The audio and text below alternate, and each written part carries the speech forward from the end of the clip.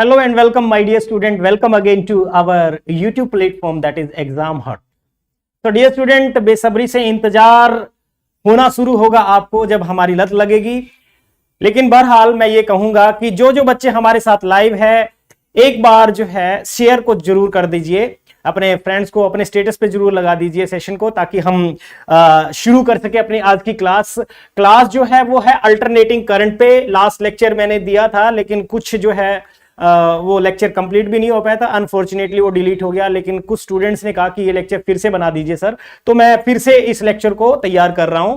देखिए, बेसिकली आज जो हम पढ़ेंगे वो है अल्टरनेटिंग करंट, और आप सबको पता है अल्टरनेटिंग करंट और डायरेक्ट करंट का जो ग्राफ है वो बेसिकली ऐसा होता है, ठीक है।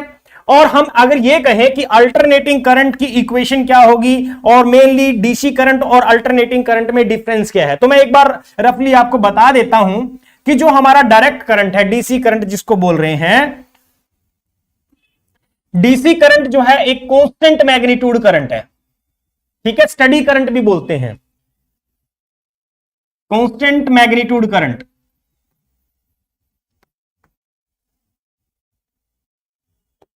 Constant magnitude current whose direction do not changes, whose direction do not changes with time।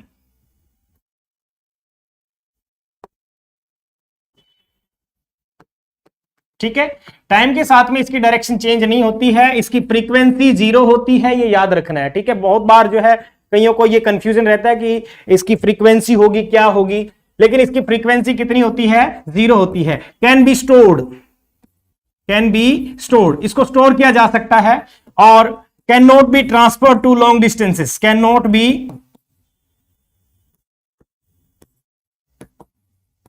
Transfer to long distance, ठीक है। ज्यादा दूर तक हम इसको नहीं ले जा सकते, ठीक है। तो फिर करना क्या पड़ता है? डीसी को हमें एसी में कन्वर्ट करना पड़ता है, ये भी ध्यान रखिए। इसको स्टोर किया जा सकता है, यानी इसको हम स्टेप अप स्टेप डाउन में, कहने का मतलब जैसे आपने ट्रांसफॉर्मर स्टडी किया होगा जो वोल्टेज को इंक्रीज या डिक्रीज करने का काम करता है, तो बेसिकली करंट कांस्टेंट है। और जो आपको पता है ट्रांसफॉर्मर जो है हम किसके लिए लगाते हैं? म्यूचुअल इंडक्शन बेस्ड है, यानी करंट अगर चेंज होता है तो जिसकी वजह से इंड्यूस ईएमएफ बनती है सेकेंडरी कॉइल में, उस फैक्ट पे बेस्ड है। लेकिन यहां तो करंट चेंज ही नहीं हो रहा है, इसलिए यहां पे हम ये कह सकते हैं कि ट्रांसफॉर्मर का कोई यूज नहीं है, ठीक है। तो ट्रांसफॉर्मर यूज नहीं करेंगे तो बेसिकली उसकी वोल्टेज को इंक्रीज या डिक्रीज नहीं किया जा सकता, ठीक है। टाइम पीरियड की अगर बात करें तो रेसिप्रोकल ऑफ फ्रीक्वेंसी होता है, इन्फिनिटी होगा, ये भी याद रखिए, ठीक है। तो ये चीज आपको डीसी करंट के बारे में पता होना चाहिए, जिसका ग्राफ आपको यहां पे दिखाई पड़ रहा है, ठीक है। ये ग्राफ है जिसमें कांस्टेंट मैग्नीट्यूड आप देख पा रहे हो, टाइम के साथ में इसका मैग्नीट्यूड चेंज नहीं हो रहा विद रिस्पेक्ट टू टाइम, ठीक है। जबकि अल्टरनेटिंग करंट में आप नोटिस करो तो इसका magnitude with respect to time जो है चेंज हो रहा है, ठीक है। कभी इंक्रीज हो रहा है, कभी डिक्रीज हो रहा है, 0 हो रहा है, ठीक है। एक साइन वेव आपको नजर आ रही है। विद रिस्पेक्ट टू टाइम इसका मैग्नीट्यूड वेरी कर रहा है, as well as its direction also changes, ठीक है। तो बेसिकली हम अगर बात करें तो एसी क्या होगा? अल्टरनेटिंग करंट जिसको हम बोलते हैं, अल्टरनेटिंग करंट किसको कहेंगे? Alternating current. So alternating current basically कौन सा करंट है? A current whose direction changes periodically and magnitude changes continuously। ये कह सकते हैं कि जिसका magnitude with respect to time continuously change होता है और उसकी डायरेक्शन जो है वो पीरियोडिकली चेंज होती है। That means after a fix interval of time उसकी जो डायरेक्शन है वो चेंज हो जाती है, ठीक है। तो इसकी इक्वेशन क्या होगी? और इट कैन बी, ठीक है, इसको हम ट्रांसफर कर सकते हैं लॉन्ग डिस्टेंस पे, can be transfer to long distance, इसको हम लॉन्ग डिस्टेंस पे ट्रांसफर कर सकते हैं, ठीक है। इतनी सी बात ध्यान रखिए। Can be step up step down, can be step up और स्टेप डाउन, ठीक है। इसको हम स्टेप अप कर सकते हैं, स्टेप डाउन कर सकते हैं, वोल्टेज को कम ज्यादा किया जा सकता है इजीली, ठीक है। लेकिन स्टोर नहीं कर सकते, कैन नॉट बी स्टोर। अगर आपको पता है घर में हम इलेक्ट्रिसिटी आती है, एसी आती है, एसी को हम डीसी में कन्वर्ट करते हैं, देन उसको हम सेव करते हैं या स्टोर करते हैं बैटरी के अंदर, ठीक है, तो ये क्यों करना पड़ रहा है? क्योंकि बैटरी के अंदर एज इट इज एसी जो है अल्टरनेटिंग करंट हम सेव नहीं कर सकते, स्टोर नहीं कर सकते, तो उसको हमें डीसी में कन्वर्ट करना पड़ता है। ठीक है, ये चीज याद रखिए। अगर हम डोमेस्टिक एसी की बात करें, घर में जो यूज होती है डोमेस्टिक एसी जो है उसकी जो फ्रीक्वेंसी है वो हम 50 हर्ट्ज रखते हैं। कितनी रखते हैं? 50 हर्ट्ज। ठीक है, और अगर हम वोल्टेज की बात करें तो 220 वोल्ट पे वो ऑपरेट होती है और उसमें जो करंट होता है वो बेसिकली 5 एम्पियर करंट होता है। ठीक है, ये आपको जनरल सी बातें हैं जो पता होनी चाहिए। इंडिया के अंदर 50 हर्ट्ज यूज किया जाता है, जबकि अमेरिका जैसे कंट्री के अंदर यही फ्रीक्वेंसी हम 60 हर्ट्ज भी यूज करते हैं और वोल्टेज वहां पे 110 वोल्ट पे ऑपरेट होते हैं सारे डिवाइसेस या अप्लायंसेस कह सकते हैं। ठीक है, तो इतनी बात आपको क्लियर होनी चाहिए। ग्राफ में आप देख पा रहे हो, इस ग्राफ के अंदर कंटिन्यूसली मैग्नीट्यूड चेंज हो रहा है विद रिस्पेक्ट टू टाइम। ठीक है, तो ये जो आपको नजर आ रहा है इसको मैं बोलूंगा पीक वैल्यू ऑफ करंट, यानी आई नोट, मैक्सिमम करंट जो हो सकता है, पीक वैल्यू ऑफ करंट जिसको बोलेंगे। ठीक है, और ये जो करंट बार बार चेंज हो रहा है विद रिस्पेक्ट टू टाइम, इसको करंट को मैं बोलूंगा इंस्टेंटेनियस करंट। ठीक है, इसको हम क्या बोलेंगे? Instantaneous current. हाँ डियर स्टूडेंट, आप जो मेरे से कनेक्टेड हैं, विद ड्यू रिस्पेक्ट मैं आपसे चाहूंगा कि आप फटाफट सेशन को शेयर भी कीजिए, अपने क्लासमेट्स को फॉरवर्ड कीजिए लिंक, ताकि वो भी अपने से जुड़े। ठीक है, मुझे थोड़ा सा मजा आए और यहां पे चहल पहल होती रहनी चाहिए, मुझे कमेंट्स मिलने चाहिए, आपको क्या समझ आ रहा है क्या नहीं आ रहा है। ठीक है, कोई डाउट है तो वो भी चीज एक्सप्लेन करेंगे। ठीक है, और टारगेट बना लो कि हमें कोई ना कोई एग्जाम क्रैक करना है। बेसिकली जो एग्जाम मैं यहां पे ये जो फंडा पढ़ा रहा हूं ये आपके एयरफोर्स, एनडीए, बीएससी एग्रीकल्चर, ठीक है, इन सब के लिए कॉमन है। तो देखिए, अब हम अल्टरनेटिंग करंट की बात कर रहे हैं, तो अल्टरनेटिंग करंट में जो इक्वेशन है उसको हम लिखेंगे I is equal to I naught sine omega T.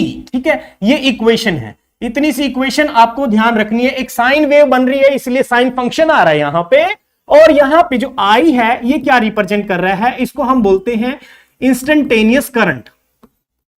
Instantaneous current, ठीक है, जो करंट वेरी कर रहा है विद रिस्पेक्ट टू टाइम, इसको हम क्या बोल रहे हैं? Instantaneous current. और आई नोट यहां पे क्या है? पीक या maximum value of current, peak और मैक्सिमम वैल्यू ऑफ करंट। ठीक है, एसी अल्टरनेटिंग करंट। और ओमेगा क्या है यहां पे? 2 पाई न्यू, या इसको हम लिख सकते हैं 2 पाई बाय कैपिटल टी। ये क्या है? एंगुलर फ्रीक्वेंसी है, एंगुलर फ्रीक्वेंसी।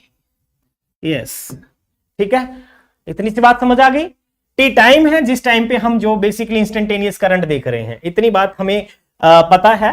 तो अब जैसे इस इक्वेशंस की हेल्प से हम बाकी फंडे और समझेंगे कि इस पे क्वेश्चंस कैसा पूछा जाता है। ठीक है, पीक वैल्यू या मैक्सिमम वैल्यू ऑफ करंट जो है वो वर्चुअल वैल्यू ऑफ करंट के साथ कैसे रिलेटेड है वो आगे की स्लाइड्स में हम सीखेंगे। ठीक है, इतनी बात आपको क्लियर हो गई।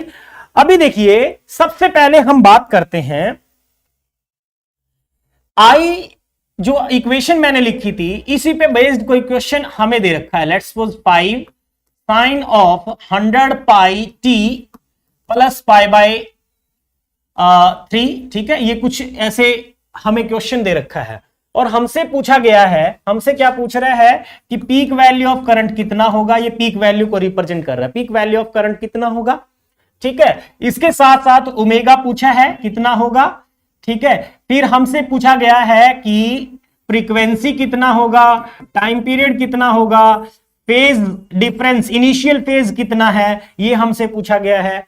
ठीक है, वर्चुअल वैल्यू ऑफ करंट कितना है, वर्चुअल वैल्यू ऑफ करंट कितना है। अगर इसी करंट को हमने किसी रेजिस्टेंस में से पास किया जिसकी वैल्यू है 10 ओम, तो हमसे यह भी पूछा गया है कि वर्चुअल ईएमएफ कितना है, वर्चुअल ईएमएफ कितना है। ठीक है, ये कॉमन से क्वेश्चंस हैं जो आपको ध्यान रखने हैं।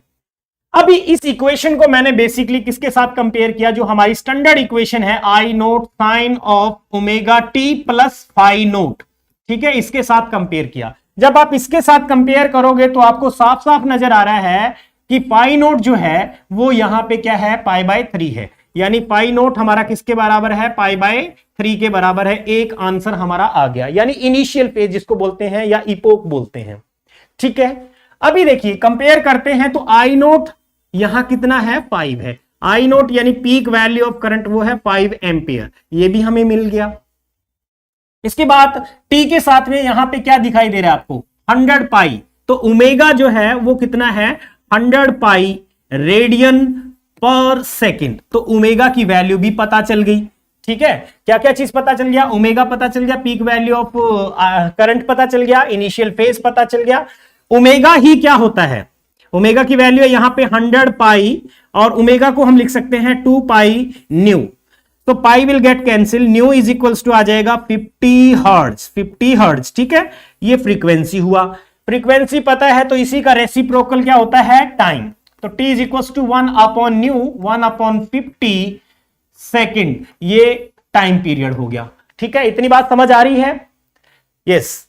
तो देखिए अब आगे हम बात करते हैं, हमें फ्रीक्वेंसी पता चल गया, टाइम पीरियड पता चल गया, अब बात आती है वर्चुअल वैल्यू ऑफ करंट। ये क्या होता है भैया, वर्चुअल वैल्यू ऑफ करंट या इफेक्टिव वैल्यू ऑफ करंट या रूट मीन स्क्वायर करंट हम किसको बोलते हैं, आई वी इज इक्वल्स टू होता है आई नोट डिवाइडेड बाय √2। ये फॉर्मूला है जो हम यूज करेंगे, अभी सिखाएंगे। ठीक है, तो आई नोट की वैल्यू आप सबके पास है, यानी 5 डिवाइड बाई √2, तो ये आंसर आ जाएगा एम्पियर में, जिसको हम कह सकते हैं कि वर्चुअल वैल्यू ऑफ करंट है। ठीक है, ये क्या है, वर्चुअल वैल्यू ऑफ करंट है। अब बात आता है आई वी से हम ईवी पे कैसे जाए। ओम्स लॉ सबको पता है, I V into R, E V is equals to I we.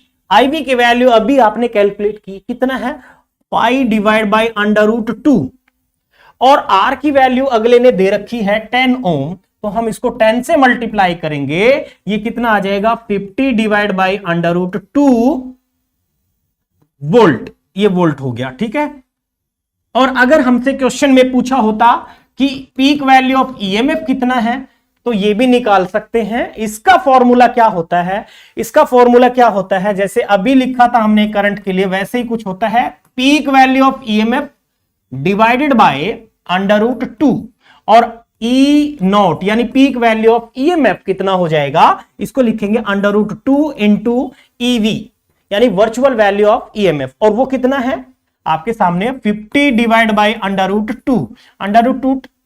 √2 से √2 जो है कैंसिल हुआ। ठीक है, √2 से √2 cancel, so E naught is equals to आ जाएगा 50 वोल्ट। तो ये हमने ये भी निकाल लिया, ये भी निकाल लिया, और जो ये चीज अलग से मैंने लिखा है ये भी हमने कैलकुलेट कर लिया। मतलब एक इक्वेशन के अंदर इतने सारे क्वेश्चन बनते हैं, तो आप आराम से लगा सकते हो। आई होप आपको समझ में आया होगा, और अगर समझ में आया तो थम्स अप जरूर कर दिया करो। ठीक है, जो लाइव देख रहे हैं बहुत अच्छी बात है, कनेक्टेड रहें। ठीक है, और साथ साथ में अपनी क्वेश्चनिंग भी कीजिए जी। नेक्स्ट चलते हैं, अब हम इतनी बात हमें क्लियर हो गई। अब बात करते हैं सबसे पहले तो मीन और average value of current, mean और average value of AC alternating current. तो भाई इसका जो बेसिक फॉर्मूला है, जो अभी हमने यूज भी किया है, मीन और एवरेज इज इक्वल्स टू कितना होता है, ये 2 by pi I naught peak value of current. ठीक है, ये फॉर्मूला होता है। इतना फॉर्मूला आपको टिप्स पे रखना है, बिल्कुल फिंगर टिप्स पे याद रखिए ये, क्योंकि अगर डेरिवेशन पे जाएंगे तो इसका एक लंबा चौड़ा डेरिवेशन होगा इंटीग्रेशन वगैरह करके। ठीक है, लेकिन हमें ये फॉर्मूला याद रखना है, क्योंकि इसी पे बेस्ड हमारा क्वेश्चन होगा।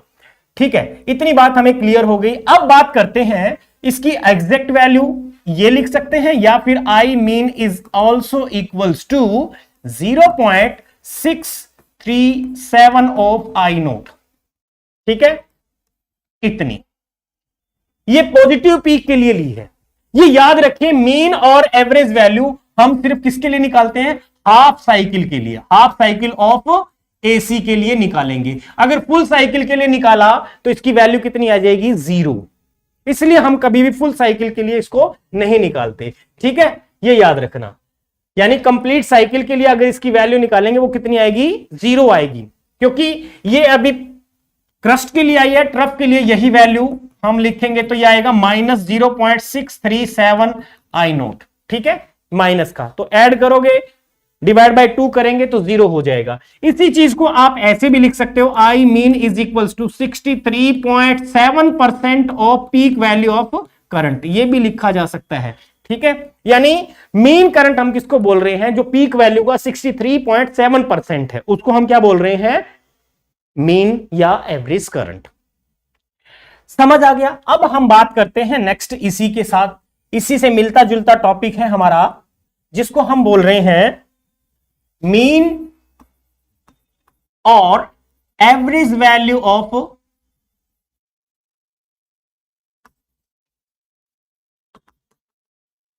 Alternating EMF. ईएमएफ का आई थिंक आप सबको पता होगा, इलेक्ट्रोमोटिव फोर्स बोलते हैं। It is the maximum potential difference across the terminal of cell और battery when no current is drawn by it. ठीक है, उसको हम क्या बोलते हैं, ईएमएफ। तो अभी यहां पे मीन और एवरेज वैल्यू ऑफ ईएमएफ हम जिसको बोल रहे हैं, ये फॉर्मूला कितना बनता है, 2/पाई of peak value of EMF. ठीक है, इतनी बात क्लियर हो गई। और जैसे हमने अभी थोड़ी देर पहले लिखा था, ये भी हम फुल साइकिल के लिए नहीं निकालेंगे, हाफ साइकिल के लिए। फुल साइकिल के लिए इसकी वैल्यू भी कितनी होती है, 0, क्योंकि मीन वैल्यू ऑफ करंट जो आएगा 0.637 ऑफ ई नोट, वही है, बिल्कुल सेम वैसा ही है, बस ये ईएमएफ और वो करंट था। यहां पे E M is equal to 63.7% of peak value of current. ठीक है, बहुत आसान सी बात है, बिल्कुल सीधा सीधा फंडा है, यही चीज हमारे यूज में आएगी। बाकी ओम्स लॉ चलता है, टोटली ओम्स लॉ चलता है। देखिए ओम्स लॉ क्यों चलता है, जब भी हम ई नोट का फॉर्मूला लिखेंगे तो लिखेंगे I naught into R, virtual value of EMF के लिखेंगे तो आई वी इंटू आर, ये लगाएंगे फॉर्मूला। बाकी करंट के लिए वर्चुअल वैल्यू, ये सब चीज है क्या, इसके बारे में अभी हम नेक्स्ट स्लाइड पे सीखेंगे। ठीक है, ये इतना क्लियर हो गया। एक चीज ये भी याद रखिए, एसी को कभी भी हम, अल्टरनेटिंग करंट को कभी भी हम ऑर्डिनरी गैल्वेनोमीटर से नहीं मेजर करेंगे। क्यों, क्योंकि ऑर्डिनरी जो गैल्वेनोमीटर है, it will measure the average value of current for the full cycle, और फुल साइकिल के लिए एवरेज वैल्यू ऑफ करंट कितना आएगा, 0 आएगा। ठीक है, ये हाफ साइकिल के लिए बताया था, फुल साइकिल के लिए वैल्यू कितनी हो जाएगी, 0। इसलिए हम ऑर्डिनरी गैल्वेनोमीटर से कभी भी एसी को मेजर नहीं करते। तो फिर एसी मेजरिंग डिवाइस कौन सा होगा, एसी मेजरिंग डिवाइस, इसको याद रखना, hot wire instrument, hot wire instrument होगा, यानी वो किस पे बेस्ड है, हीटिंग इफेक्ट पे, हॉट वायर इंस्ट्रूमेंट, ये याद रखना। ठीक है, ये भी कई बार जो है पूछ लिया जाता है। क्लियर है, हाँ जी। अब देखो इफेक्टिव या root mean square value of current पे आते हैं, आरएमएस वैल्यू ऑफ एसी, और इसी को रूट मीन स्क्वायर या फिर वर्चुअल वैल्यू ऑफ एसी, इसी का नाम है effective value of AC, value of AC. भाई सारी चीज याद रखिए, क्योंकि किसी भी तरीके से क्वेश्चन दिया जा सकता है, हो सकता है सिंबल कोई भी यूज करे, बट अपने को सारी बातें अच्छे से समझ में आनी चाहिए। तो इसको मैं कैसे लिखूंगा, ये फुल साइकिल के लिए निकालते हैं, इसको हम किसके लिए निकालेंगे, फुल साइकिल के लिए निकालेंगे। अब देखिए, अब बात आती है कि ये होती कितनी है, IRMS, या इसी को इस सिंबल से भी रिप्रेजेंट कर देते हैं, या इसी को इस सिंबल से भी रिप्रेजेंट कर सकते हैं, which is equals to I note divided by √2, इतना होता है। ठीक है, इतनी बात क्लियर हो गई। तो एक चीज ये भी याद रखिए, इसी को मैं कितना लिख सकता हूं, इसी को हम लिख सकते हैं कि IV is equals to 0.707 of peak value of current, ये भी लिख सकते हैं, या इसी को मैं लिख सकता हूं IV is equal to 70.7% of peak value of current. यानी वर्चुअल वैल्यू ऑफ करंट से हमारा मतलब है कि वो ऐसा करंट जो पीक वैल्यू या मैक्सिमम वैल्यू ऑफ करंट का कितना हो, 70.7%। ठीक है, इतनी सी बात क्लियर हो गई। तो ऐसा ही हम यही सेम चीज जो है किसके लिए बात कर लेते हैं, ईएमएफ के लिए। ठीक है, RMS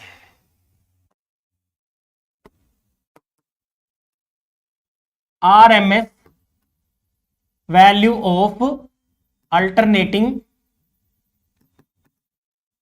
EMF.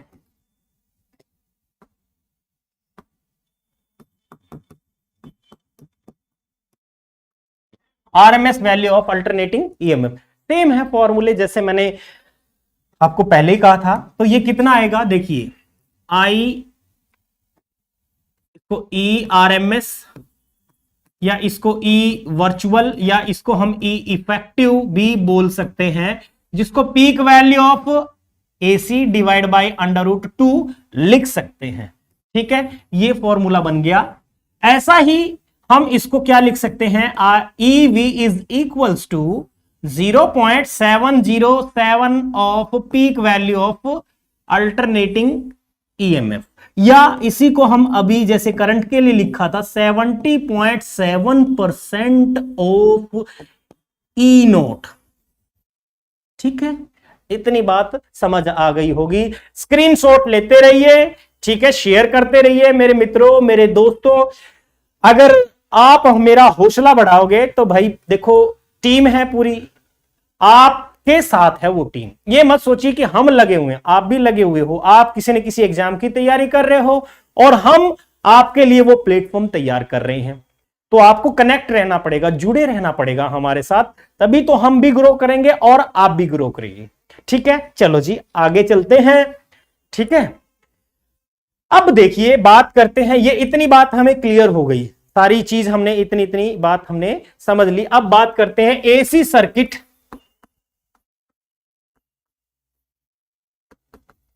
Containing R only. सिर्फ रेजिस्टेंस हमारे सर्किट में लगा हो तो उस केस में सर्किट का बिहेवियर कैसा होगा ये समझते हैं।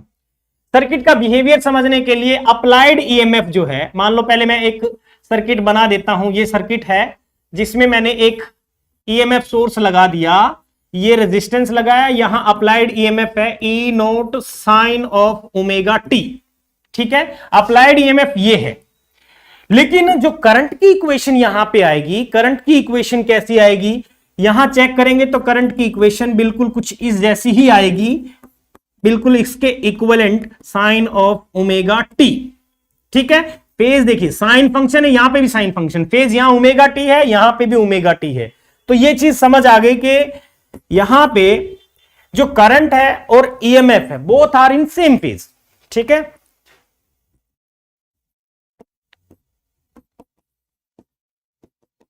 अल्टरनेटिंग करंट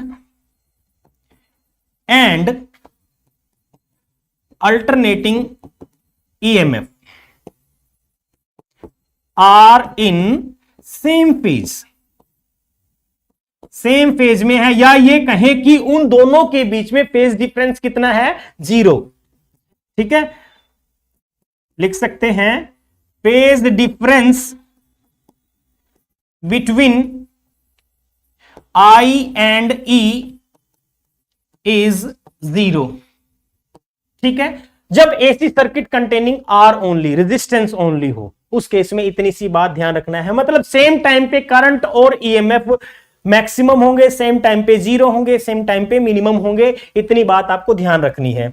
ठीक है, अब देखिए यहां पे जो आई नोट है ये किसको रिप्रेजेंट कर रहा है, ये जो मैंने आई नोट यूज किया है ये किसके बराबर है, ये आई नोट इज इक्वल्स टू है ई नोट डिवाइडेड बाय जो भी सर्किट में रेजिस्टेंस कनेक्ट किया आपने वो।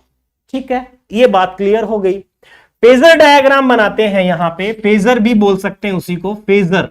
फेजर डायग्राम जो है बेसिकली कैसा होगा, ईएमएफ कितने पे है, ओमेगा टी फेज पे है, तो करंट कितने पे आया, करंट भी कितने पे है, ओमेगा टी फेज पे है, that means both are in same phase. So basically इनके बीच में फेज डिफरेंस कितना है, 0। तो ऐसा जो है फेजर डायग्राम बनेगा। आई होप आपको ये बात क्लियर हो गई होगी जी। नेक्स्ट देखिए, अब हम नेक्स्ट पॉइंट पे चलते हैं। अब बात करेंगे हम AC circuit containing, AC circuit containing L only, AC circuit containing inductor only, सिर्फ इंडक्टर लगा हो, ठीक है। सर्किट यहां पे बना देते हैं, ये इंडक्टर है और इस इंडक्टर के साथ में आपने ईएमएफ सोर्स कनेक्ट कर दिया। जो अप्लाइड ईएमएफ है वो है E is equals to E naught sine omega t. Phase कितना है? Omega t. इंडक्टर है, L इसकी इंडक्टेंस है, ठीक है। तो ये चीज ध्यान रखना है। फेजर डायग्राम कैसा होगा? करंट या ईएमएफ इन दोनों में से कौन किसको लीड कर रहा है ये समझ रहे हैं, ठीक है। तो सबसे पहले तो देखिए यहां पे आपको एक चीज ध्यान रखना है कि जो करंट की इक्वेशन आएगी वो आएगी I is equals to I naught into sine of omega t minus pi by 2। याद रख सकते हो, याद रख सकते हो। साइन फंक्शन है यहां पे भी और साइन फंक्शन ही यहां है। देखिए साइन फंक्शन, यहां पे भी साइन फंक्शन। यहां फेज कितना है? Omega t minus pi by 2 और यहां फेज कितना है? Omega t. तो फेज डिफरेंस कितना हुआ? Pi by 2। So we can say that phase difference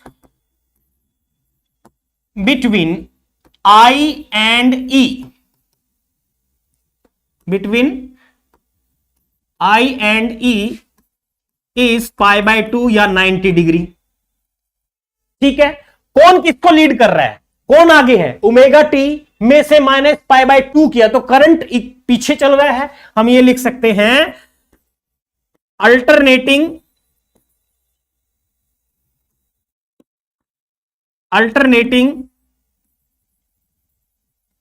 current is lagging behind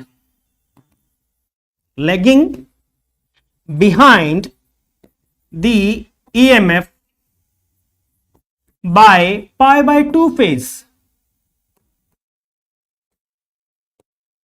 pi by 2 phase से जो हमारा करंट है वो लैगिंग बिहाइंड है, या ये कहें कि alternating EMF is leading the alternating current by pi by 2 phase, ठीक है। ये चीज समझ आ गई होगी। इसका फेजर डायग्राम हमारे लिए इंपॉर्टेंट हो जाता है। फेजर डायग्राम कैसा बनेगा? देखो फेजर डायग्राम बनाते हैं। फेजर डायग्राम बनाने के लिए मैंने क्या किया, यहां पे ये एक ईएमएफ सोर्स हमने लगा दिया।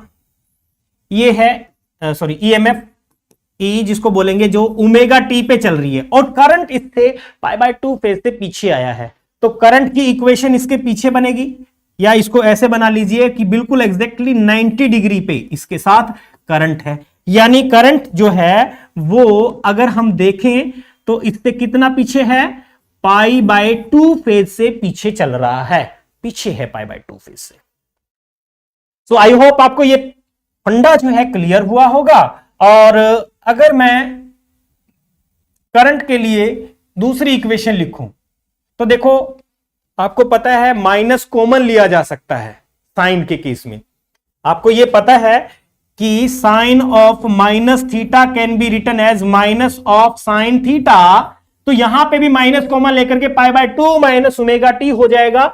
यह इक्वेशन बन जाएगी माइनस आई नॉट और ये पाई बाय 2 माइनस ओमेगा टी। तो क्या बन जाएगा? कोस ऑफ ओमेगा टी बन जाएगा। तो ये भी इक्वेशन करंट की है, चाहे आप ये मान लो या ये मान लो।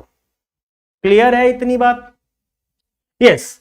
अब ये हमने समझ लिया कि AC circuit containing inductor only में फेजर डायग्राम, कौन किसको लीड या लैगिंग बिहाइंड किसको कर रहा है, ये भी हमें समझ आ गया। एक चीज रह गई, वो ये है कि यहां पे मैंने जो I naught peak value of current लिया है, ये किसको रिप्रेजेंट कर रहा है, इसकी वैल्यू क्या होगी। तो इसकी वैल्यू समझने के लिए हम क्या करते हैं कि भाई हमारा आई नोट यहां पे, हमारा आई नोट जो है वो है ई नोट डिवाइडेड बाय, यहां पे कोई रेजिस्टेंस आना चाहिए। अब क्योंकि यहां पे कोई रजिस्टर तो लगा हुआ नहीं है, क्या लगा हुआ था? इंडक्टर। तो बेसिकली इंडक्टर भी एक रेजिस्टेंस की तरह से बिहेव करेगा। क्यों करेगा? क्योंकि इसमें चेंजिंग करंट फ्लो करता है।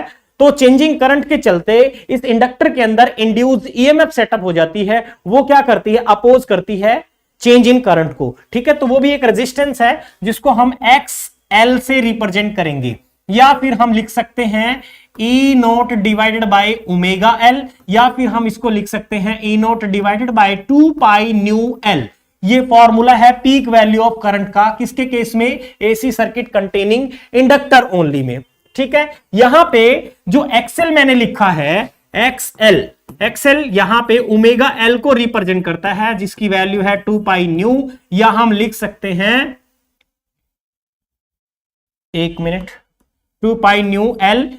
ठीक है, और इसके साथ साथ हम इसको लिख सकते हैं 2 pi L divided by T, ये है। ठीक है, ये सारे फॉर्मूले ध्यान रखिए। इसको हम क्या नाम देते हैं, ये जो फॉर्मूला मैंने लिखा है इसको हम बोलते हैं इंडक्टिव रिएक्टेंस।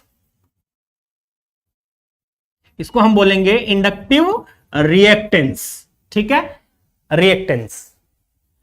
इतनी बात क्लियर होगी? Very good. जो जो बच्चे जुड़े हुए हैं फटाफट शेयर जरूर कर दो भाई मेरे।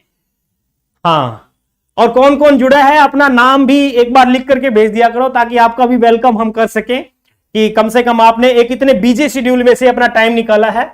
यस, एक्सएल इंडक्टिव रिएक्टेंस को रिप्रेजेंट करता है। ठीक है, इतनी बात समझ आ गई। यहां पे एक चीज और इंपॉर्टेंट निकल के आ रही है, वो ये कि XL is directly proportional to frequency. Directly proportional to frequency. Graph कैसा बनेगा इसका, अगर हम फ्रीक्वेंसी के साथ इंडक्टिव रिएक्टेंस को देखें तो डायरेक्टली प्रोपोर्शन का जो ग्राफ बनता है वो ऐसे straight line with some angle. ठीक है, विद सम एंगल। और इसका जो बेसिकली यहां पे XL is directly proportional to frequency, यानी जैसे जैसे फ्रीक्वेंसी इंक्रीज करेंगे इंडक्टिव रिएक्टेंस बढ़ती जाएगी, इसका ये मतलब है। ठीक है, हां जी। अब देखो ये इतनी बात आपको क्लियर हो गई। अब हम नेक्स्ट स्लाइड पे चलते हैं, जिसमें मैं आपको ये चीज बताऊंगा कैपेसिटर के केस में। अब कैपेसिटर की बात आ जाती है, एसी सर्किट कंटेनिंग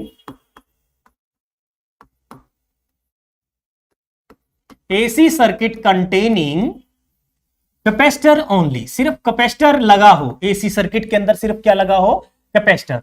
तो कैपेसिटर बेसिकली हमने ये कैपेसिटर लगा दिया, और ये है हमारा एसी सोर्स, जिसकी अप्लाइड ईएमएफ हमने कह दिया कि E naught sine of omega t apply किया है। कैपेसिटर की कैपेसिटी हमने कंसीडर कर ली सी है।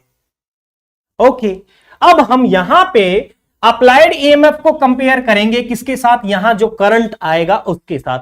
तो बेसिकली यहां जो करंट की इक्वेशन निकल के आती है उसको हम बोलेंगे आई नोट, और इस बार जो है करंट वो पाई बाय 2 फेज से आगे चल रहा है, तो फंक्शन जो है साइन ही बनाएंगे, sign omega t plus pi by 2 ये बन जाएगा। या इसी को मैं लिख सकता हूं I naught cos of omega t, इसी को ये भी लिख सकते हैं, क्योंकि देखिए सेकंड ये कह सकते हैं कि हमारा जो मैथमेटिकल कंसेप्ट है, तो सेकंड क्वाड्रेंट के अंदर साइन जो है पॉजिटिव होता है, इसलिए प्लस आया है। ठीक है, इतना आपको फंडा क्लियर हो गया होगा। ये करंट की इक्वेशन आ गई हमारी।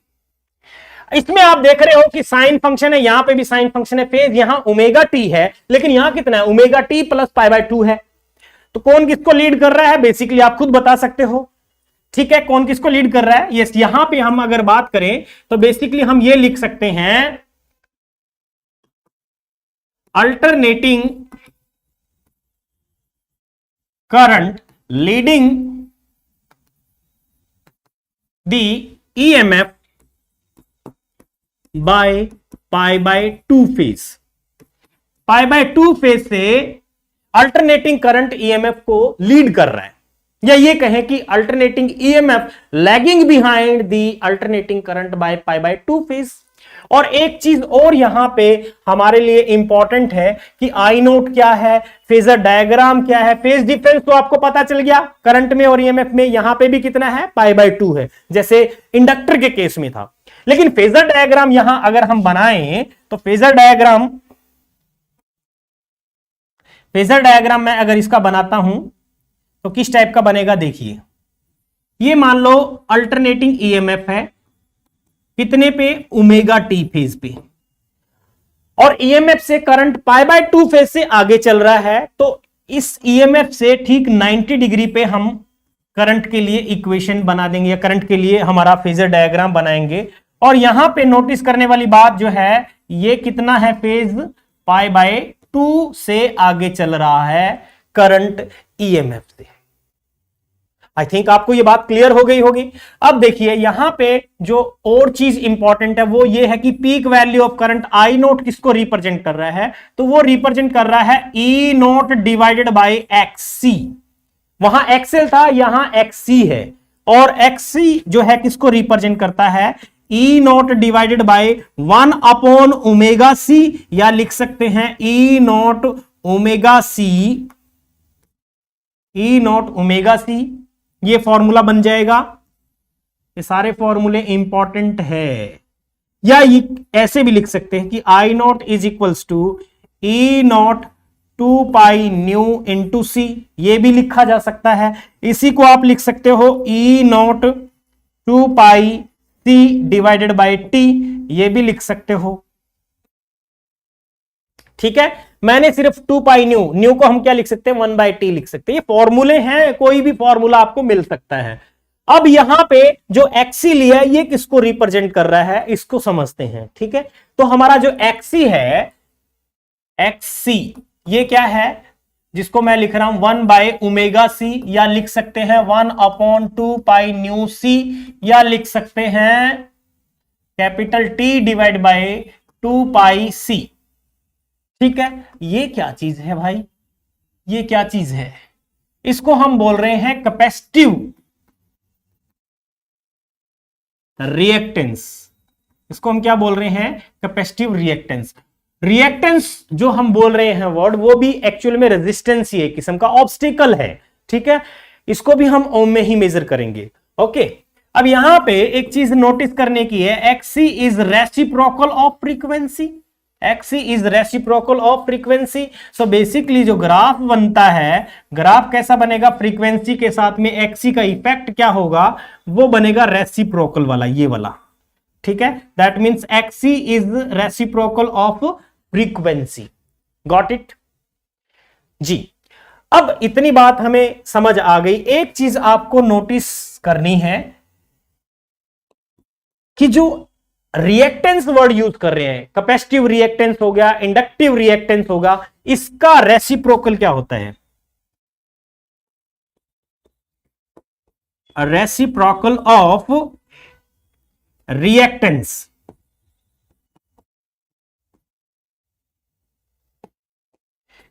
is called susceptance।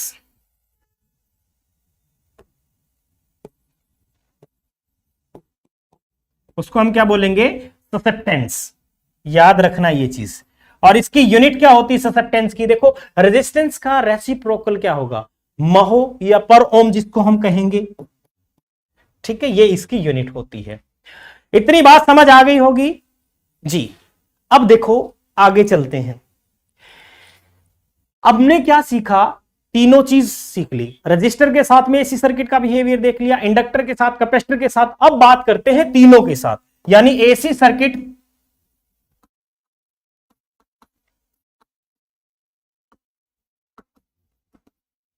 Containing R L and C, मतलब आरएलसी सर्किट भी कह सकते हैं इसी को, जिसमें ये तीनों चीज ही कनेक्टेड हो। ये तीनों चीज जब कनेक्टेड हो तो उसका बिहेवियर कैसा होगा ये हम समझ रहे हैं।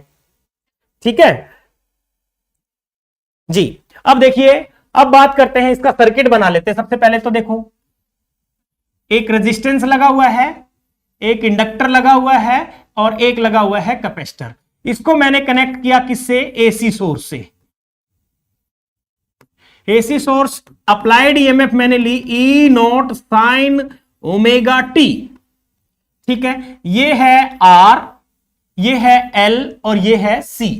तीनों के केस में हमने रिलेशंस देख लिया था कि कौन किसको लीड कर रहा है, किसमें लैगिंग बिहाइंड है। यहां पे ईएमएफ और current both are in same page.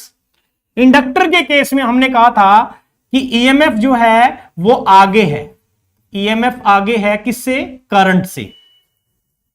ठीक है, यहां करंट है, ईएमएफ आगे है कितना, π/2 फेज से।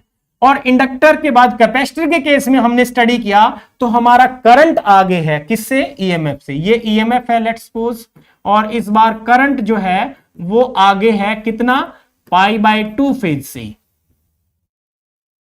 क्लियर है? ये फिगर मैंने बना दिया, इसके अंदर ही हमें सारी पॉइंट्स जो है क्लियर हो गए। अभी यहां पे एक चीज हम समझेंगे, इफेक्टिव ईएमएफ कितनी आएगी।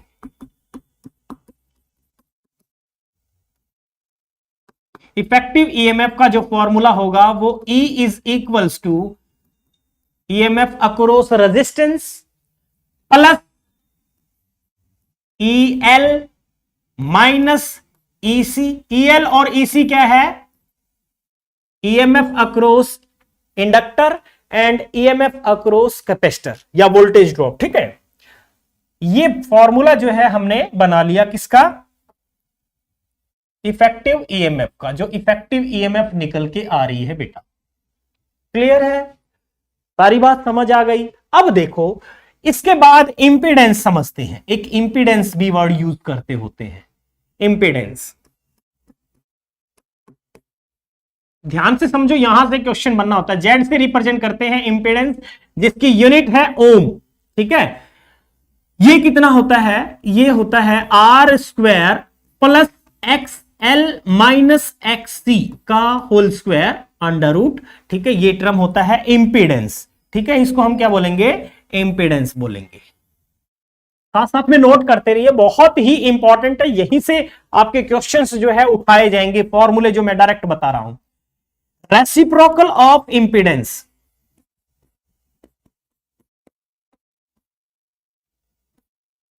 रेसिप्रोकल ऑफ इंपीडेंस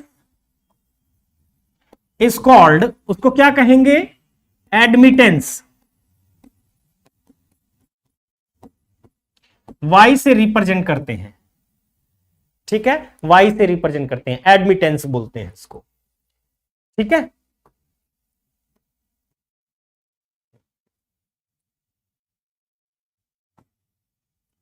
Y से रिप्रेजेंट करते हैं। ओके, इंपीडेंस समझ में आ गया। ये जो इंपीडेंस है इसको Z इज इक्वल्स टू हम लिख रहे हैं, जो फॉर्मूला ये भी हो सकता है R² plus ω/L minus 1/ω/C। ये फॉर्म में भी मिल सकता है, क्योंकि हमने ये चीज पढ़ ली है। ठीक है, इस फॉर्म में भी मिल सकता है इंपीडेंस। ठीक है, और इंपीडेंस ट्रायंगल क्या होती है? कि इंपीडेंस ट्रायंगल बनाते हैं। ठीक है, इंपीडेंस ट्रायंगल और ईएमएफ ट्रायंगल बनाते हैं। जो अभी हमने पढ़ा है, वो जो हमने अभी पढ़ा है उसी चीज को ऐसे एक ग्राफ की हेल्प से समझते हैं। यहां पे हमारा करंट है और यहां है EL और यहां है EC। EL और EC के अक्रॉस हम अगर फेज डिफरेंस की बात करें तो वो कितना होगा? 180 फेज डिफरेंस होगा। 180 फेज डिफरेंस होगा। Okay, 180 phase difference. यहां पे करंट है, और इंडक्टर के केस में आपको पता है कि करंट जो है π/2 फेज से पीछे चल रहा था, कैपेसिटर के केस में π/2 फेज आगे चल रहा है। ये सारी चीज आपको पता चल गई। अब यहां पे है एसी सर्किट, जो हमने आर का स्टडी किया था, या कह सकते हैं ईएमएफ अक्रॉस रजिस्टर। अब यहां पे इन दोनों का मैंने रिजल्टेंट ले लिया। लेट्स सपोज ये है EL minus EC, EL minus EC, EL minus EC और ER का रिजल्टेंट बनाया ये, जिसको हम बोल रहे हैं E। वो मान लो फाई एंगल पे हो गया। ठीक है,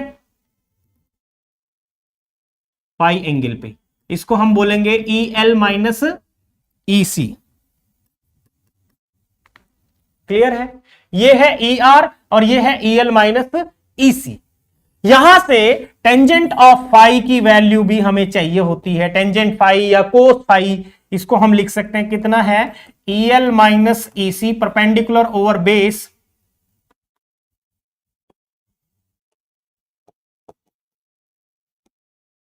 ये। ठीक है, और अगर हम इंपीडेंस ट्रायंगल जिसको मैं बोल रहा था उसको समझ लेते हैं, वो भी इसी से निकाली है, इंपीडेंस ट्रायंगल। इंपीडेंस ट्रायंगल ये देखिए, इसी से अगर मैं इस टाइप में बना लेता हूं, ये है R, ये है Z, और यहां जो आएगा जिसको हम लिखेंगे XL minus XC। XL minus XC. ठीक है, तो ये है आर और ये है एक्सएल माइनस एक्सी, यही फाई एंगल है। यहां पे टेंजेंट फाई आप लिखोगे तो टेंजेंट फाई की जो वैल्यू हो जाएगी वो हो जाएगी XL minus XC divided by R. Same value आएगी जैसा कि यहां से मिलेगी, सेम वैल्यू आएगी। ठीक है, क्लियर हो गई इतनी बात? तो चलो भाई, ये सारी चीज हमें समझ आ गई। अब हम बात करते हैं कि इस सर्किट को अगर हम नॉन इंडक्टिव सर्किट या प्योरली रेजिस्टिव सर्किट कहें या रेजोनेंट सर्किट कहें तो क्या होगा। नॉन इंडक्टिव सर्किट,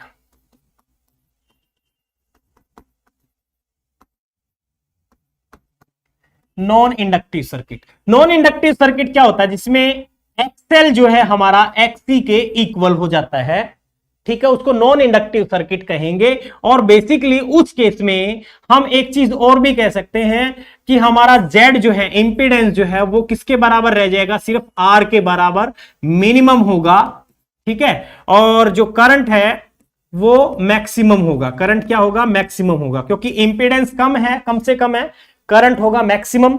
ठीक है, और जो ईएमएफ है वो किसके बराबर है, ई आर के बराबर है। और टेंजेंट ऑफ पाई जो हमने पढ़ा था, टेंजेंट ऑफ पाई, उसकी वैल्यू कितनी हो जाएगी, XL minus XC upon R लिखा था तो वो हो जाएगा 0। मतलब पाई की वैल्यू जो है 0 हो जाएगी।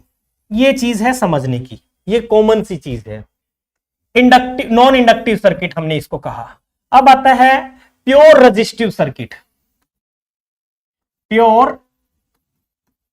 Resistive circuit, pure resistive circuit किसको कहेंगे, जिसमें सिर्फ और सिर्फ रेजिस्टेंस लगा हो, यानी एक्सएल भी 0 है और एक्ससी भी 0 है, तो ऑटोमेटिक जेड भी यहां पे भी क्या होगा, आर के बराबर ही होगा, मिनिमम होगा, ये याद रखिए। ठीक है, बाकी आई जो है मैक्सिमम होगा।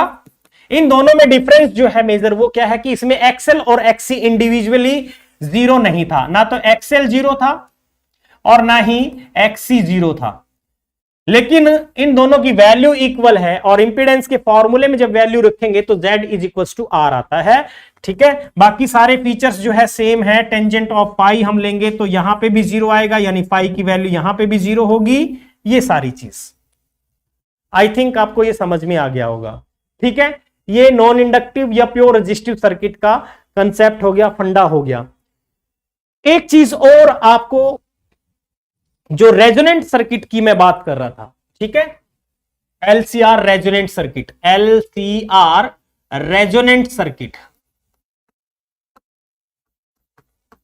LCR resonant circuit, LCR resonant यानी सीरीज, ऐसा जिसमें इंडक्टर, कैपेसिटर, रेजिस्टर तीनों लगा हुआ है, लेकिन वो रेजोनेंट कंडीशन में, मतलब एक सर्टेन फ्रीक्वेंसी जनरेट कर रहा होगा, जिसमें ये कह सकते हैं XL is equals to XC है, या फिर ये कह सकते हैं कि omega is equals to 1 upon L C है, ओमेगा स्क्वायर कह सकते हैं।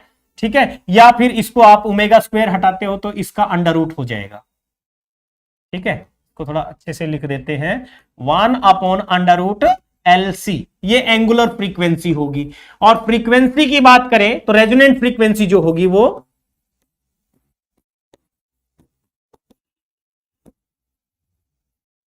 फ्रीक्वेंसी, रेजोनेंट फ्रीक्वेंसी जो है वो 1 upon 2 pi under root L C होगी। इसको हम रेजोनेंट फ्रीक्वेंसी बोलेंगे। सर्किट जब रेजोनेंट कंडीशन में है उस केस में इंपीडेंस जो है मिनिमम है, और मिनिमम कितना हो सकता है, आर, इससे कम नहीं हो सकता, ये मिनिमम है। और करंट जो है उस केस में मैक्सिमम होता है जब हमारा सीरीज रेजोनेंट सर्किट है ये। ठीक है, इसको आप सीरीज रेजोनेंट सर्किट का केस ले रहे हो, सीरीज रेजोनेंट सर्किट। तो भाई सीरीज रेजोनेंट सर्किट जो है उस केस में ये सारे फीचर्स आपको याद रखने हैं। Frequency 1 upon 2 pi under root L C होगा, जो इंपीडेंस है वो मिनिमम होगा। ठीक है, जब हमारा सर्किट रेजोनेंट कंडीशन में होता है, रेजोनेंट कंडीशन में जब होता है तो एक कंसेप्ट आता है पावर फैक्टर। पावर फैक्टर, ये पावर फैक्टर क्या होता है, इसको हम कोस फाई से रिप्रेजेंट करते हैं। किससे? कोस फाई से। और अभी आपने पढ़ा था इंपीडेंस ट्रायंगल, इस इंपीडेंस ट्रायंगल में कोस फाई की वैल्यू मैं यहां से निकालूंगा तो क्या आएगी? Cos of phi is equals to base upon hypotenuse R upon Z आएगी। ये है पावर फैक्टर, इसको हम पावर फैक्टर बोल रहे हैं। ठीक है, ये हमारा पावर फैक्टर है, power factor. So cos phi is equals to, या power factor is equals to cos phi R upon Z. और आर अपॉन जेड की वैल्यू सबको पता है, बहुत अच्छे से याद है, R square plus XL minus XC whole square. ये है पावर फैक्टर, ये है power factor. I think clear हुआ होगा। अगर मैं पावर फैक्टर की बात करूं, अभी आपने कहा कि Z की value resonant, series resonant circuit के लिए किसके बराबर है? R के बराबर, R अपॉन R। तो पावर फैक्टर कितना होगा? 1 होगा। यानी पावर फैक्टर कितना होगा इसका? Power factor for series resonant circuit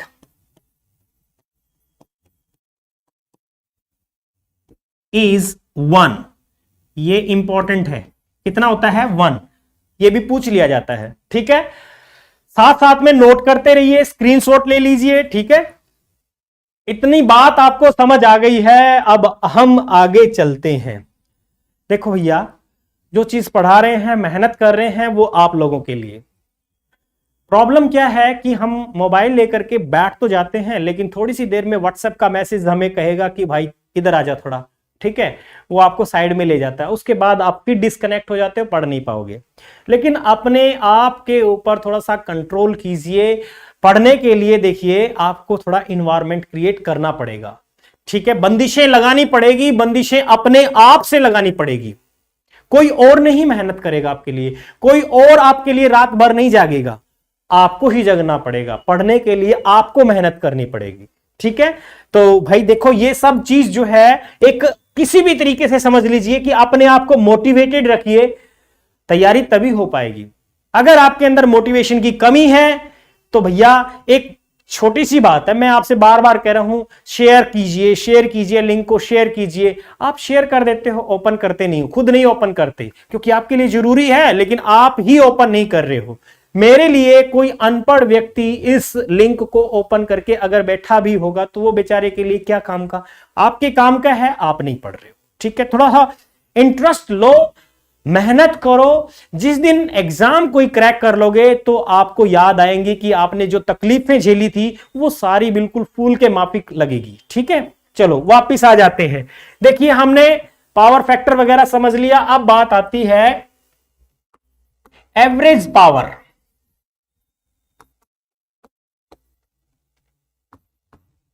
across RLC circuit, RLC circuit के अंदर एवरेज पावर कितनी ड्रॉप होगी? ठीक है, एवरेज पावर, ये याद रखिए, एवरेज पावर जो है हम लिखेंगे IV EV cos of phi. Cos phi क्या था? पावर फैक्टर था। क्या था? Power factor. तो भाई इसका फॉर्मूला आईवी ईवी, ठीक है, आर डिवाइडेड बाय जेड भी बन सकता है, क्योंकि अभी अभी पढ़ के आए हैं। पावर फैक्टर है ये कोस फाई हमारा। ठीक है, ये फॉर्मूला बन जाएगा। इसके अलावा देखो, तीनों जब सर्किट में तीनों लगे हों, आर एल एंड सी लगा हो, उस केस में बात कर रहे हैं। इसके अलावा पावर फैक्टर को हम और कैसे लिख सकते हैं? एवरेज पावर को हम कैसे लिख सकते हैं? आई वी क्या था? I naught divided by under root 2 into E naught divided by under root 2 और इंटू कोस ऑफ फाई। ये फॉर्मूला बन जाएगा पावर फैक्टर के लिए। या इसी को हम under root 2 into under root 2 क्या हो जाएगा? क्या हो जाएगा? 2 बन जाएगा। इतनी बात क्लियर होगी। ये पावर फैक्टर। अब बात करते हैं, यहां जो है इंपॉर्टेंट है, जो आपको ध्यान रखना है, जो चीज मैं आपको सिखाऊंगा।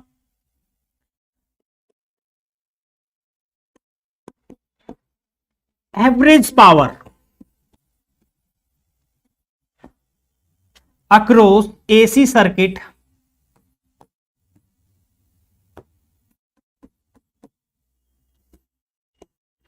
containing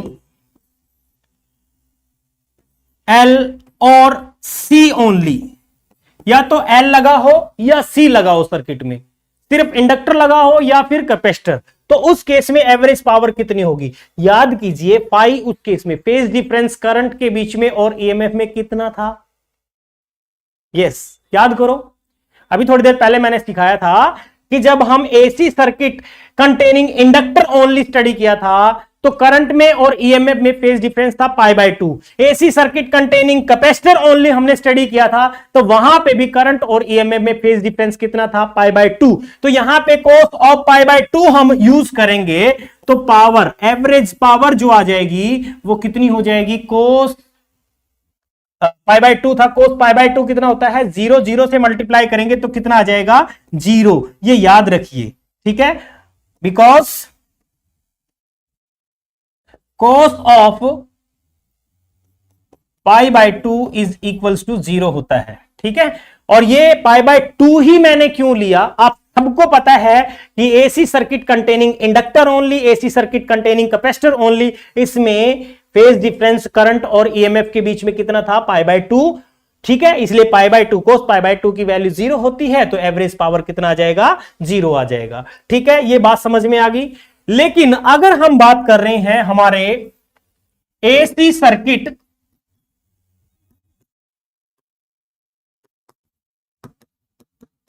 containing R only, AC circuit containing R only, सिर्फ आर ही लगा हो, AC circuit containing R only, तो उस केस में ईएमएफ और current both are in same phase, या कहें कि फेज डिफरेंस कितना था? 0 था। तो इसमें हम अगर अप्लाई करेंगे तो एवरेज पावर उस केस में कितनी आ जाएगी? IV EV।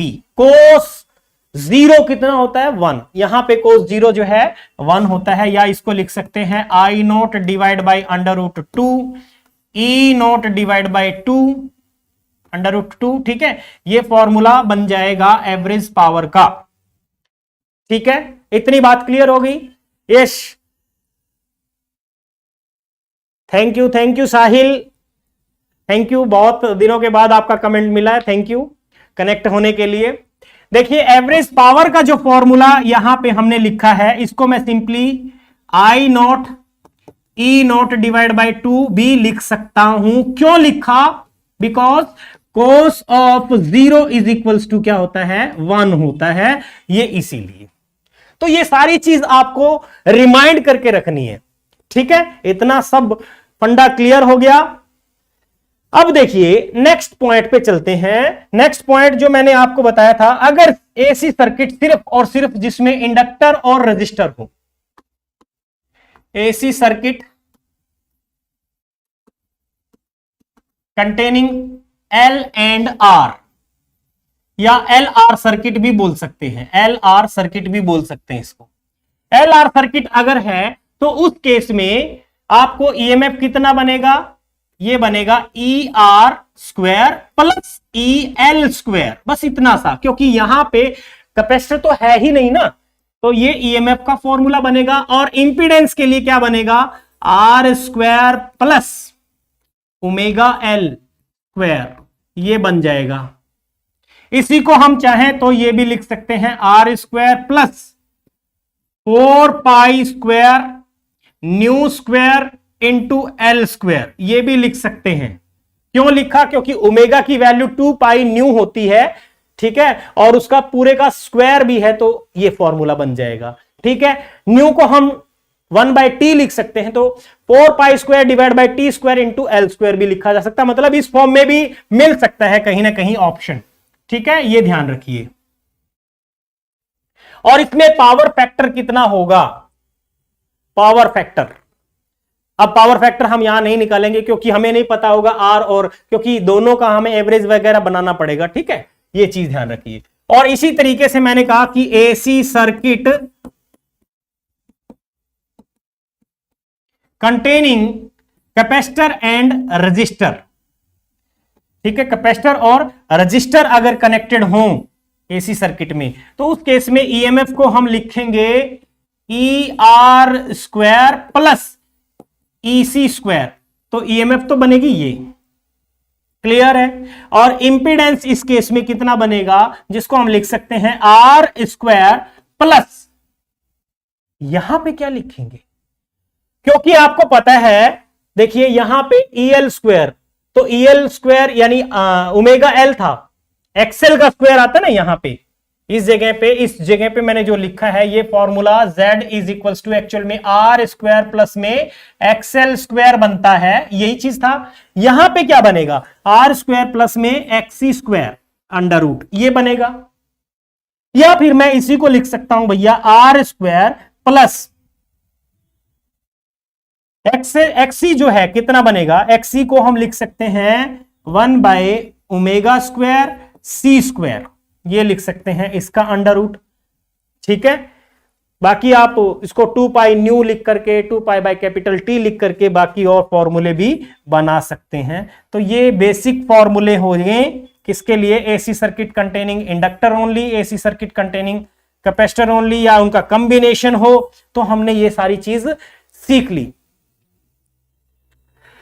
थैंक यू खुशी जुड़ने के लिए, जो लोग हमसे कनेक्टेड हैं आप सभी का बहुत बहुत थैंक यू, क्योंकि आप लोगों का जो मोटिवेशन है, ये मोटिवेशन मुझे आगे फर्दर वीडियोस बनाने के लिए मोटिवेट करेगा और मैं और अच्छे से काम करूं, ठीक है। पूरा लेक्चर मेरा इंक्लूड करने का मूड है इसको, इसीलिए हम कवर करके चल रहे हैं। यहां तक आपको समझ में आ गया होगा। नेक्स्ट आता है क्वालिटी फैक्टर। क्वालिटी फैक्टर,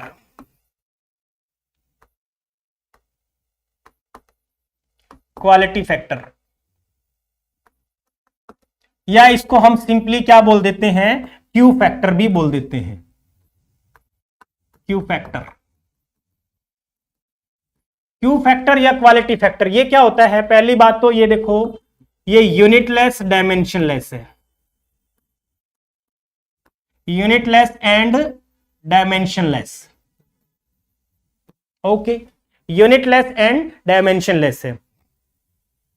इसका जो फॉर्मूला होता है Q is equal to 1/R under root L by C होता है, ये फॉर्मूला होता है क्वालिटी फैक्टर का। लेकिन होता क्या है, ये होता क्या है, क्वालिटी फैक्टर का मतलब होता है degree of sharpness, degree of sharpness, ठीक है, डिग्री ऑफ शार्पनेस, ट्यूनिंग, ठीक है, डिग्री ऑफ ट्यूनिंग भी कह सकते हैं, डिग्री ऑफ ट्यूनिंग। आप सभी को पता है हम रेडियो वगैरह यूज करते थे, ट्यूनर होता था, उसमें ट्यूनर घुमाते थे, ठीक है, जहां पे एक्चुअल में रेजोनेंट फ्रीक्वेंसी हमें मिल जाती थी, जहां पे हम ये कह सकते हैं कि XL is equals to XC हो जाता था, उस केस में हमें रेजोनेंट फ्रीक्वेंसी मिल जाती थी 1/2 pi nu 1/2 pi under root LC, ये फ्रीक्वेंसी रेजोनेंट फ्रीक्वेंसी हमें मिल जाती थी। वहां पे ट्यूनिंग बहुत क्लियर होती थी, डिग्री ऑफ शार्पनेस ज्यादा होती थी, क्वालिटी फैक्टर ज्यादा होता था, ये चीज होता है। एक्चुअल में क्यू जो है क्वालिटी फैक्टर किस किस का रेशियो है, it is the ratio of voltage drop across inductor to the voltage drop across resistor, या फिर voltage drop across capacitor to the voltage drop across resistor, इन्हीं का रेशियो है। इसको आप किसी भी तरीके से इसको लेकर के या इसको लेकर के निकालोगे तो फॉर्मूला ये आएगा, ठीक है। Q factor, quality factor, degree of sharpness, resonant frequency XL is equal to XC होगा, जेड जो है उस केस में मिनिमम होगा, आर के बराबर होगा, ठीक है, और जो करंट होगा वो मैक्सिमम पीक तक होगा, मैक्सिमम होगा, ठीक है। तो ये चीज ध्यान रखिए, ये क्वालिटी फैक्टर होता है, ठीक है। काफी लेक्चर जो है लेंथी हो जाता है नो डाउट, लेकिन मैं कोशिश कर रहा हूं कि आज का जो पूरा फंडा है एसी का वो हम कवर कर लें। नेक्स्ट आता है आइडल करंट, ठीक है, वाटलेस करंट के नाम से भी जानते हैं, वाटलेस और आइडल करंट, ठीक है।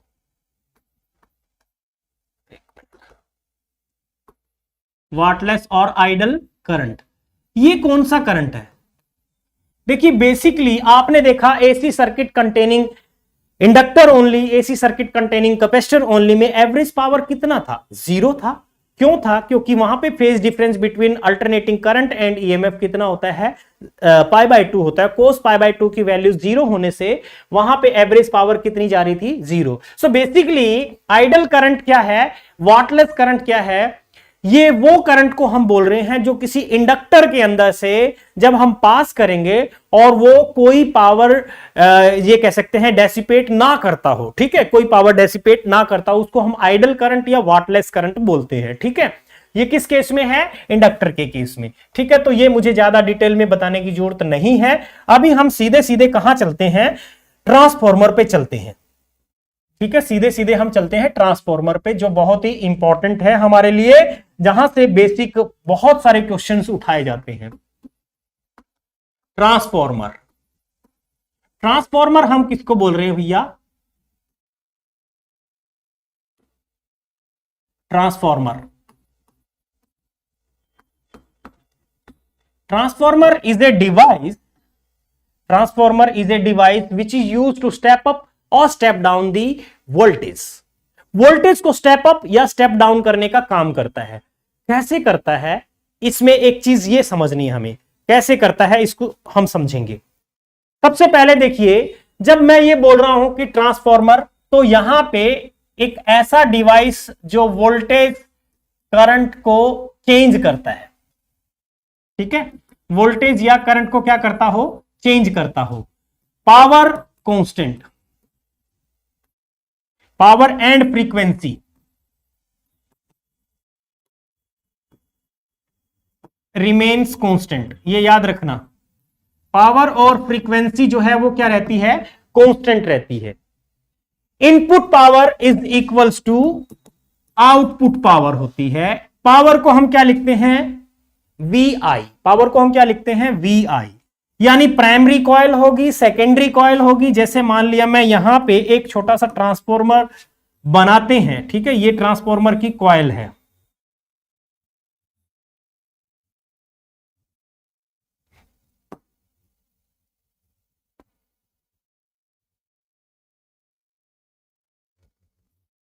ये ट्रांसफॉर्मर की कोर है। इस टाइप की हम क्यों बनाते हैं? ये आप सबको पता है, एडी करंट को मिनिमाइज करने के लिए लैमिनेटेड स्लाइसेस हम बना लेते हैं हमारे सॉफ्ट आयरन को, ठीक है, और उनके ऊपर वाइंडिंग करते हैं। सपोज कर लो कि इस पे मैंने वाइंडिंग की, ये प्राइमरी कॉइल है और ये है सेकेंडरी कॉइल, ठीक है। इसमें नंबर ऑफ टर्न्स N1 है और इसमें नंबर ऑफ टर्न्स N2 है। यहां पे जो करंट है उसको मैंने I1 से रिप्रेजेंट किया। यहां सपोज करो जो भी करंट है वो I2 है। यहां इंड्यूस ईएमएफ जो है E1 है और यहां पे ईएमएफ मैंने कह दिया E2 है, ठीक है। ये इतनी बात आपको क्लियर हो गई होगी। तो यहां पे इनपुट पावर कितना है? V इंटू आई होता है, P इक्वल्स टू, तो यहां हम लिख सकते हैं E1 I1 is equals to E2 I2। ये जनरल फॉर्मूला है, याद रखना, ये जनरल फॉर्मूला है, याद रखना। एफिशिएंसी आपसे पूछ ले, एफिशिएंसी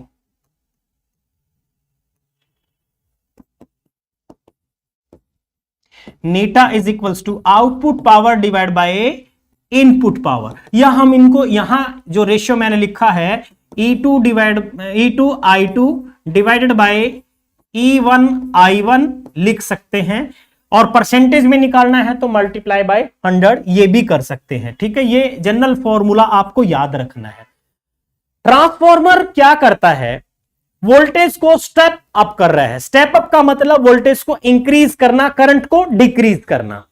वोल्टेज को इंक्रीज कर रहा है और करंट को डिक्रीज कर रहा है, ठीक है, उसको बोलेंगे स्टेप अप। दूसरा होता है स्टेप डाउन।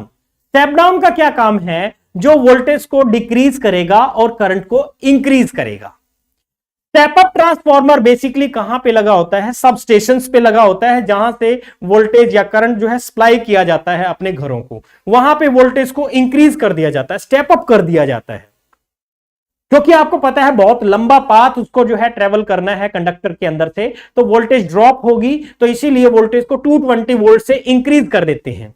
फिर हमारे घर के आसपास पहुंचती है, पावर सप्लाई। वहां आने के बाद भी आपने देखा होगा कि खंबे के ऊपर एक ट्रांसफार्मर आपने देखा होगा, पोल्स लगे होते हैं दो पैरेलल और उसपे वहां पे ट्रांसफार्मर लगा। वो ट्रांसफार्मर कौन सा होता है? स्टेप डाउन, जो क्या करेगा लगभग 11,000 वोल्ट के आसपास की वोल्टेज को 220 वोल्ट में कन्वर्ट करेगा। क्यों करेगा? क्योंकि हमारे घर में जितने भी अप्लायंसेस कनेक्टेड हैं वो सारे के सारे 220 वोल्ट पे ऑपरेट होते हैं। ठीक है, तो ये चीज आपको ध्यान रखनी है। Transformer is a device which is use to step up और स्टेप डाउन दी वोल्टेज। इतनी बात समझ में आ गई, ये सारे फंडे क्लियर हो गए। तो अब हम आपको बात करते हैं ट्रांसफार्मर रेशियो क्या होता है। ठीक है, ट्रांसफार्मर रेशियो।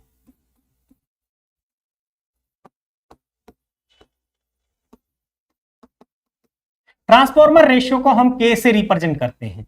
ये के क्या होता है? E2 डिवाइड बाय E1, मतलब सेकेंडरी कॉइल में जो ईएमएफ है, आउटपुट में जो ईएमएफ है वो डिवाइड बाय इनपुट में जो ईएमएफ थी वो। ठीक है, उनका रेशियो। या फिर हम लिख सकते हैं number of turns in secondary divide by number of turns in primary.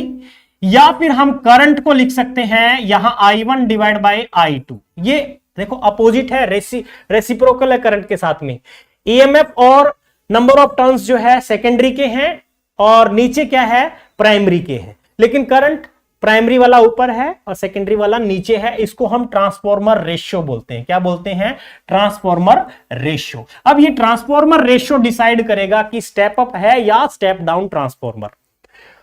यहां पे लिख रहा हूं, ये इस पे न्यूमेरिकल सेट हो जाता है हमारा। ठीक है, for step up transformer, step up transformer के लिए याद रखना है K should be greater than 1।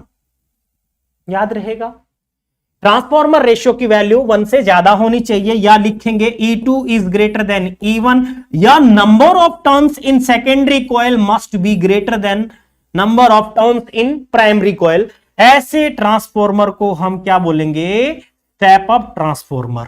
ये याद रखना है क्योंकि न्यूमेरिकल हमें मिलेगा तो डायरेक्ट इस चीज के ऊपर मिल जाता है। ठीक है, न्यूमेरिकल हमें ऐसा पूछ लिया जाता है।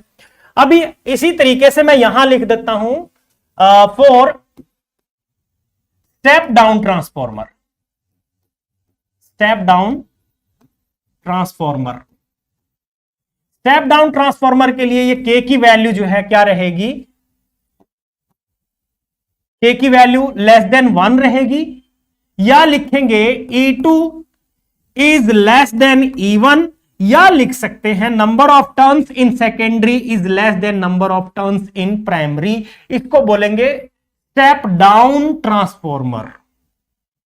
Step down transformer, step down transformer का मतलब है जिसने वोल्टेज को तो डिक्रीज किया है लेकिन करंट को इंक्रीज किया है, और स्टेप अप में इसका उल्टा होता है। क्लियर हो गया? आइडियल ट्रांसफार्मर में हम बोलते हैं input power is equal to output power. Transformer में बहुत सारे लॉसेस भी होते हैं।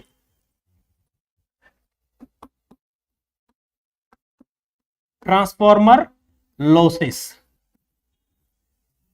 ठीक है, जैसे कॉपर लॉस हो गया, कॉपर वायर यूज करेंगे, कॉपर लॉस हो गया। हीटिंग लॉस हो गया, हीटिंग इफेक्ट की वजह से हीटिंग लॉस।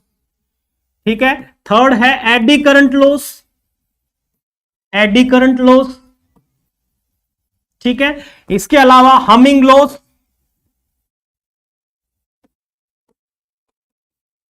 Humming loss. इसके अलावा भी होता है एक और हिस्टैरिसीस लॉस।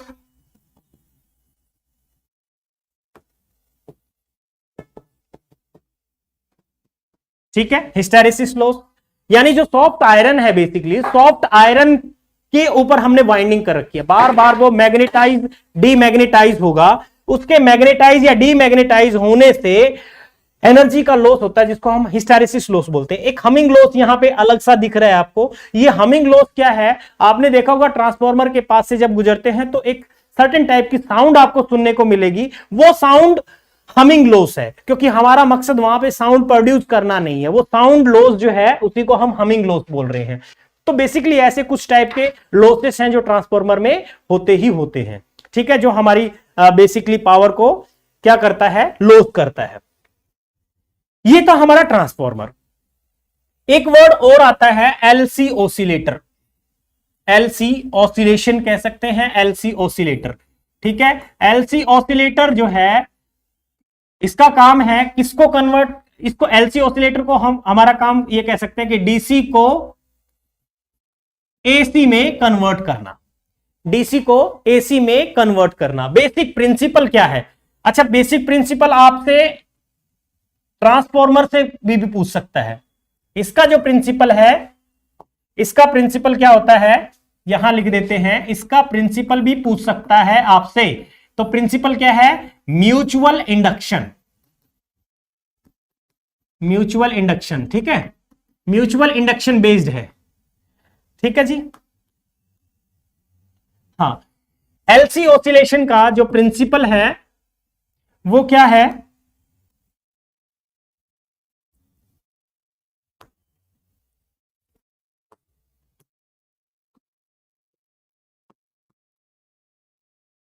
प्रिंसिपल है इसका टैंक सर्किट, टैंक सर्किट को यूज करते हैं। अब ये टैंक सर्किट क्या चीज है? देखिए, टैंक सर्किट होता है एक्चुअल में इंडक्टर और कैपेसिटर का पैरेलल सर्किट। ये इंडक्टर हो गया और यहां हम एक पैरेलल में कैपेसिटर और कनेक्ट कर देते हैं। इस सर्किट को हम बोलते हैं टैंक सर्किट। ठीक है, यानी यहां पे एनर्जी एक बार कैपेसिटर में स्टोर होती है, एक बार इंडक्टर में स्टोर होती है। कैपेसिटर के अंदर एनर्जी आपको पता है इलेक्ट्रिकल फॉर्म में होती है, कितनी? Q² डिवाइड बाई 2C, सी उसकी कैपेसिटी होगी, ये इलेक्ट्रिकल फॉर्म में होती है। जबकि इंडक्टर के अंदर एनर्जी मैग्नेटिक फॉर्म में होती है, जिसको हम हाफ Li² बोलते हैं, हाफ Li²। एल क्या है? कोफिशिएंट ऑफ इंडक्टेंस, और आई क्या है? करंट है। तो यही एनर्जी बार बार, एक बार कैपेसिटर में एक बार इंडक्टर में वेरी होती रहती है। ठीक है, डीसी इनपुट देंगे, कैपेसिटर को चार्ज करेंगे, कैपेसिटर फुल्ली चार्ज हो जाएगा, उसके अंदर इतनी एनर्जी स्टोर होगी। फिर जैसे ही हम उसको क्या करेंगे, जो हमारा इनपुट डीसी है उससे हम डिस्कनेक्ट करेंगे और इसको इंडक्टर से कनेक्ट करेंगे। इंडक्टर से कनेक्ट करते ही कैपेसिटर क्या करेगा? अपने चार्जेस को इंडक्टर के अक्रॉस लॉस करता है और इंडक्टर में धीरे धीरे करंट बढ़ना शुरू हो जाता है, यानी हाफ Li² बढ़ना शुरू हो जाएगा। मैग्नेटिक फॉर्म में एनर्जी उसके अंदर स्टोर होगी। फिर इंडक्टर फुल्ली जो एनर्जी स्टोर कर लेगा, कैपेसिटर डिस्चार्ज हो जाएगा। अब इंडक्टर फर्दर जो है कैपेसिटर को चार्ज करना शुरू करता है, बट इन अपोजिट डायरेक्शन। ठीक है, तो ये प्रोसेस चलती है एलसी ऑसिलेटर के अंदर। जो फ्रीक्वेंसी जनरेट होती है वो फ्रीक्वेंसी इतनी होती है, 2 पाई √LC। ये फॉर्मूला होता है एलसी ऑसिलेटर का। ठीक है, इतनी बात समझ आ गई होगी। लेक्चर थोड़ा लेंथी हो रहा है मुझे पता है, बट ये चैप्टर भी तो लेंथी है भैया, इस चैप्टर को हमने पूरा कवर करना है। ठीक है, थोड़ा सा चीज जो है, थोड़ा सा और एक्स्ट्रा जो है वो एसी जनरेटर और हम समझ लेते हैं। AC generator, AC generator. ठीक है, बेसिकली जनरेटर कहना इसको गलत है, ये एक टाइप का कन्वर्टर है, क्योंकि ये कौन सी एनर्जी को कौन सी एनर्जी में कन्वर्ट करेगा? मैकेनिकल एनर्जी को इलेक्ट्रिकल एनर्जी में कन्वर्ट करेगा। Mechanical energy to electrical energy में कन्वर्ट करेगा, ये ध्यान रखिए। ठीक है, एसी जनरेटर के अलावा डीसी जनरेटर भी होता है। बेसिक मेन पार्ट जो है इसके, जिससे ये बना हुआ है, मेन पार्ट्स अगर हम बात करें तो मेन पार्ट्स कौन से हैं? सबसे पहले है magnetic field. Strong magnetic field हमें यूज करना पड़ता है, मैग्नेटिक फील्ड हो गया।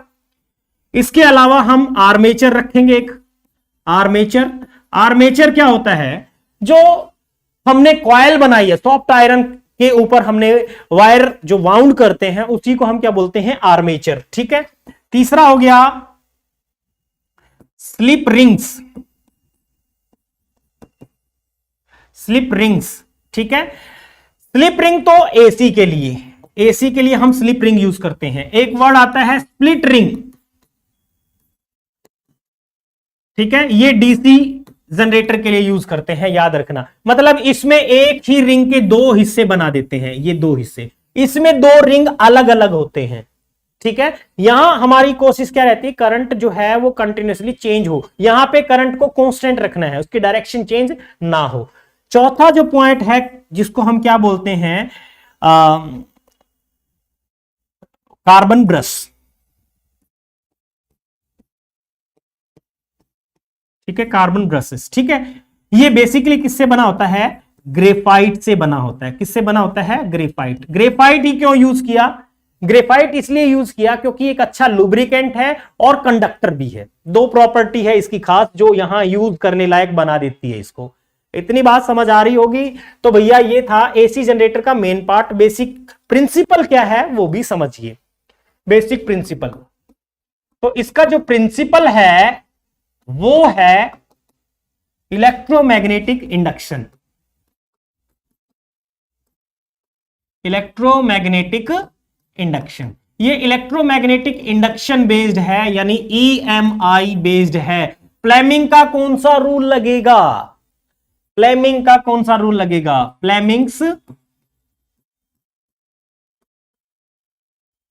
फ्लेमिंग्स राइट हैंड रूल, याद रखना। Fleming's right hand rule use होता है साथ में, ठीक है। ये इसका बेसिक प्रिंसिपल है। और इसमें इंड्यूस्ड ईएमएफ जो बनेगी, इंड्यूस्ड ईएमएफ जो बनती है वो बनती है E is equals to E nought cos omega t, sorry sine omega t, ठीक है, ये बनती है। लेकिन कैसे? यहां E नोट किसको रिप्रेजेंट कर रहा है ये समझते हैं। देखो बेसिकली यहां पे क्या है, फ्लक्स ही तो चेंज हुआ है, फ्लक्स ही तो चेंज हुआ है। और फ्लक्स को हम क्या लिखते हैं? Phi is equals to NBA cos of omega t, ये लिखते हैं। और इंड्यूस्ड ईएमएफ हमने पढ़ा था according to Faraday's law of electromagnetic induction minus of d phi by dt होता है। तो ये फॉर्मूला ही यूज करेंगे हम। पाई को NBA कांस्टेंट है तो ईएमएफ कितनी आ जाएगी? माइनस ऑफ NBA, और कोस ओमेगा टी का हम डिफरेंशिएशन करेंगे विद रिस्पेक्ट टू टी, तो क्या बनेगा? साइन ऑफ ओमेगा टी, और ओमेगा टी का दोबारा से डिफरेंशिएशन लिखेंगे तो वो क्या बन जाएगा? ओमेगा, ठीक है। अब ये जो फॉर्मूला है माइनस कोस ओमेगा टी का माइनस का साइन ओमेगा टी होगा, प्लस का बन जाएगा ये। और इसी को हमने लिखा था E note sine omega T. और यहां पे जो E नोट है वो किसको रिप्रेजेंट कर रहा है बेटा? NBA ओमेगा, यानी फ्रीक्वेंसी पे भी डिपेंड करता है। इसी को हम बोल रहे हैं peak value of alternating EMF.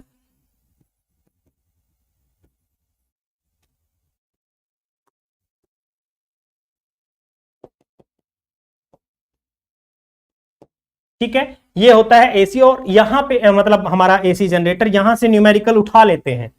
तो ये था भैया, थोड़ा काफी लेंथी चला गया लेक्चर, बट बहुत इंटरेस्टिंग है ये चैप्टर हमारा। बहुत सारे क्वेश्चन बनते हैं, बहुत सारे मैथमेटिकल क्वेश्चंस बनते हैं।